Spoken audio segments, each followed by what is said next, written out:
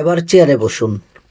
দেখুন সামনের টেবিলে একটি ভেজা ডাস্টার রয়েছে, ডাস্টার তুলে নিন। আস্তে আস্তে ঘষে ঘষে লেখাগুলো মুছে ফেলুন। ব্ল্যাকবোর্ডের লেখা মুছতে মুছতে আপনার মনে হবে আপনার মনের সব ময়লা মুছে ফেলছেন। পরিপূর্ণ তৃপ্ত সাথে গোসল করার পর দেহ যেমন পরিষ্কার পরিচ্ছন্ন হয় তেমনি অনুভব হবে আপনার মনে। 4, এরপর 19 থেকে 0 গণনা করে মনের বাড়িতে যান এবং ইতিবাচক অটো সাজেশন প্রদান করুন। নিয়ম মাফিক ধাপে ধাপে পূর্ণ জাগ্রত অবস্থায় পৌঁছান। প্রথম দিকে একদিন পরে একদিন এই অনুশীলন চর্চা করুন। পরে প্রতিদিন সপ্তাহে অন্তত একবার এই অনুশীলন করে যান। খুব গ্লানি ও অপরাধবোধ ধুয়ে মুছে সাফ হয়ে যাবে। 1 মাস এই অনুশীলন করার পর আপনি নিজেই অবাক হয়ে যাবেন।